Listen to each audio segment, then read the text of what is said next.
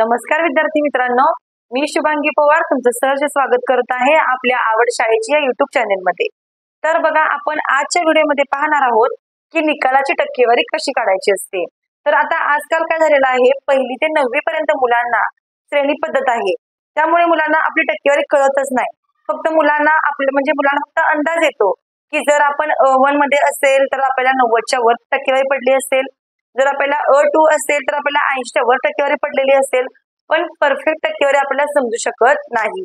तर त्यामुळे मी तुम्हाला आजच्या व्हिडिओमध्ये सांगणार आहे की जर तुम्हाला टक्केवारी किती पडलेली आहे हे माहित होण्यासाठी टक्केवारी कशी काढायची असते।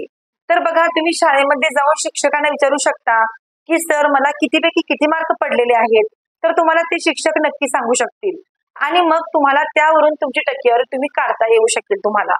म्हणून तुम्हाला आज हा व्हिडिओ मी घेतलेला आहे। चला तर मग, जर चॅनेलवर अजून नवीन असाल तर चॅनेलला सबस्क्राईब करायला विसरू नका आणि व्हिडिओ अजिबात स्किप न करता शेवटपर्यंत बघा। चला तर मग आपण अजिबात वेळ वाया न घालवता आपण व्हिडिओकडे वळूया। आपला प्रश्न काय आहे बघा, रामला वार्षिक परीक्षेला 600 पैकी 432 गुण मिळाले, तर त्याला किती टक्के गुण मिळाले? जर आपल्याला टक्केवारी काढायची असेल तेही परफेक्ट, तर बघा आपल्याला अगोदर काय करावं लागतं, अगोदर आपल्याला मिळालेले गुण लिहावे लागतात। मिळालेले गुण, त्यानंतर एकूण गुण लिहावे लागतात। मिळालेले गुण भागिले एकूण गुण आणि फक्त गुणाकारामध्ये 100 लिहावं लागतं। एवढं जमलं की आपल्याला टक्केवारी काढायला जमते आपोआप। आता रामला किती गुण मिळाले, तर 432 गुण मिळाले। किती पैकी मिळाले, तर 600 पैकी मिळाले। 600 पैकी मिळालेले आहेत। आता गुणिले फक्त 100 करायचे आपल्याला आणि या संख्यांना फक्त आपल्याला भाग द्यायचा आहे। 0 कट 0 कट 0 कट 0 कट। आता 6 ने आपल्याला वरच्या संख्येला भाग द्यायचा आहे, मग आपल्याला टक्केवारी आपोआप मिळेल। बघा, अगोदर या दोन संख्यांना आपण भाग देऊन घेऊ। 6 एके 6, 6 सत्ते 42, इथं 1 उरला, संख्या झाली 12 आणि साइन दोन्ही 12। म्हणजेच रामला वार्षिक परीक्षेला 72% गुण मिळालेले आहेत। हे आपलं उत्तर आलं। बघा किती आपण पटकन उत्तर काढलं। तर तुम्ही सुद्धा अशाच प्रकारे तुमची टक्केवारी जाणून घेऊ शकता। आता आपण पुढचे एक्झाम्पल बघूया। बघा, आता इथं आपण सेकंड एक्झाम्पल घेतलेलं आहे। चैतन्याला एका परीक्षेला 600 पैकी 345 गुण मिळाले, तर त्याला किती टक्के मार्क मिळाले? आता बघा, इथे पण आपल्याला सेम तीच प्रोसेस करायची आहे। अगोदर त्याला किती मार्क मिळाले, तर 345 मार्क्स मिळाले। किती पैकी मिळाले, 600 पैकी मिळाले, गुणिले 100 फक्त करायचे आपल्याला।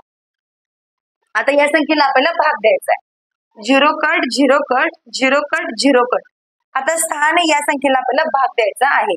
पहिल्यांदा या दोन संख्यांना आपण भाग देऊ।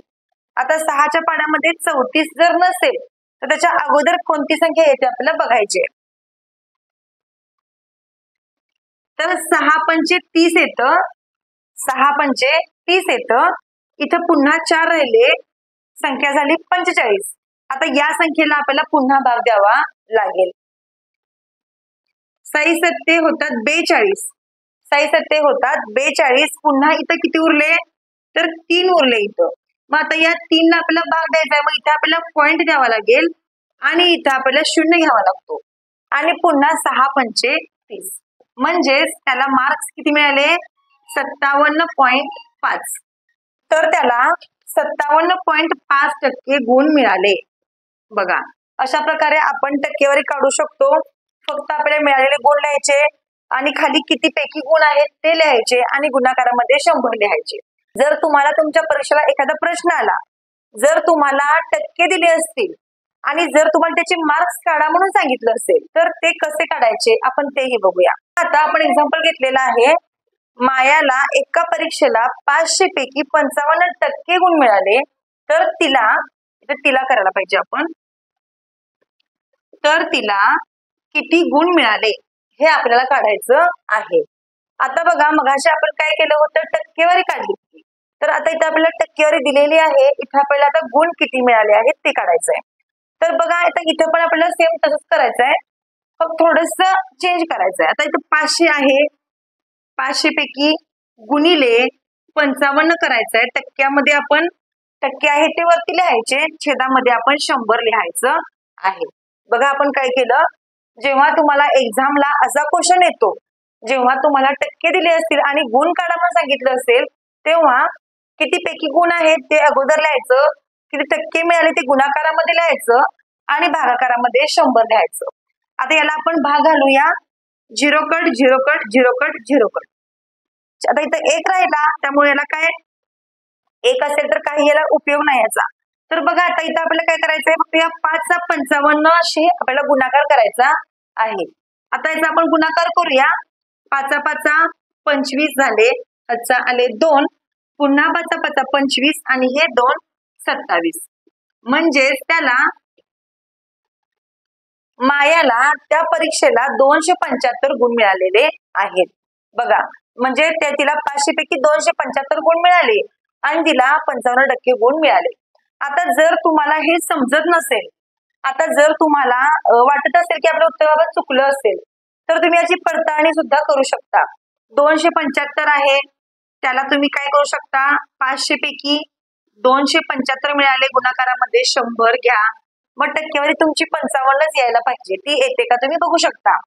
0 कट 0 कट 0 कट 0 कट 5 ही संख्येला भाग घालवा. 5 1 5, 5 5 25, 2 उरले, पुन्हा 5 5 25.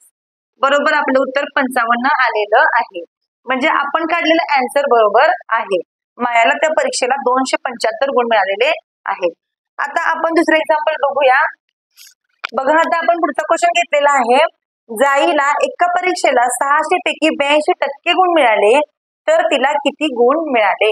आता इथं पण आपल्याला टक्केवारी दिलेली आहे. मग आता आपल्याला काय करायचं आहे, आता आपल्याला काय करायचं आहे की जाईला किती गुण मिळाले आहेत ते आपल्याला काढायचं आहे. तर बघा आता इथं आपल्याला सेम टेस्ट करायचं आहे.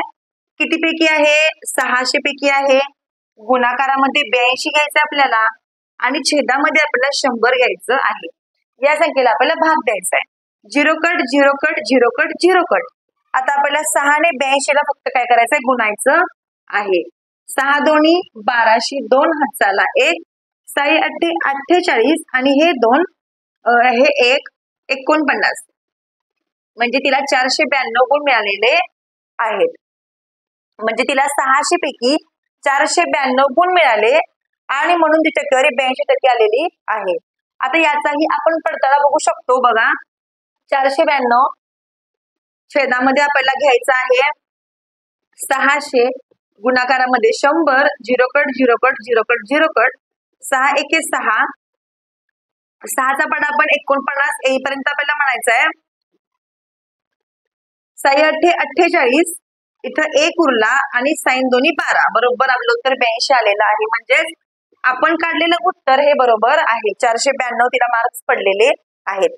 तर अशा प्रकारे बघा तुम्ही, जर तुम्हाला तुमच्या एक्झामला तुमचे गुण माहिती असतील तर तुम्ही टक्केवारी काढू शकता, आणि जर तुम्हाला टक्केवारी माहिती असेल पण गुण माहित नसतील तर तुम्ही गुण सुद्धा काढू शकता. तर अशा प्रकारे आपण आजच्या व्हिडिओमध्ये पाहिलेलं आहे की आपल्या गुणांची किंवा निकाल टक्केवारी कशी काढायची असते.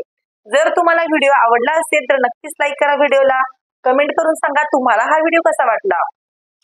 चला तर मग आपण असंच भेटू आणखीन एका नवीन व्हिडिओ सोबत. तोपर्यंत धन्यवाद.